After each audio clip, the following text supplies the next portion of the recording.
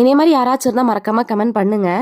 இந்த Insta, YouTube, இந்த social மீடியாலலாம் இந்த மாதிரி ஃபுட்டை பற்றி நிறைய ட்ரெண்டிங்கில் வந்துட்டு இருக்கு. அந்த ரெசிபி, இந்த ரெசிபி, அப்படி இப்படி இன்ஸ்டன்ட்னெல்லாம் சொல்லி. ஸோ எனக்கு அந்த மாதிரியெல்லாம் இருந்துச்சுன்னா மேக்ஸிமம் நான் வெளியே சர்ச் பண்ண மாட்டேன். நான் வீட்டுக்குள்ளேயே அதோட ரெசிபிஸ் எல்லாம் எடுத்து என்னோட இன்னோவேஷனும் போட்டு கொஞ்சம் டிஃப்ரெண்டாக நான் செஞ்சு சாப்பிடுவேன். ஸோ ஒரு ஃபுட்டி தான் நானுமே. என்னோட ப்ரொவிஷன்ஸ் எல்லாமே இந்த மாதிரி ஒரு டிரான்ஸ்பரண்ட் கண்டெய்னரில் வச்சிருவேன். ஸோ அது சீத்ரூவாக இருக்கும். நம்ம வந்து ஓப்பன் பண்ணி பார்க்கணும்னு அவசியமே இல்லை. வெளியே இருந்து என்ன இருக்குது என்ன இல்லை நம்ம செக் பண்ணிக்கலாம். ஸோ ஈவினிங் ஸ்நாக்ஸ் கொஞ்சம் நூடுல்ஸ் வந்து வெஜ் நூடுல்ஸ் செய்யலாம்னு சொல்லி அது வந்து பாயில் பண்ண வச்சுட்டு, ஸோ சைடில் ஸ்வீட் கார்ன் கட் பண்ணுறதுக்குள்ள என்னோட கையை வேற கட் பண்ணிட்டேன்.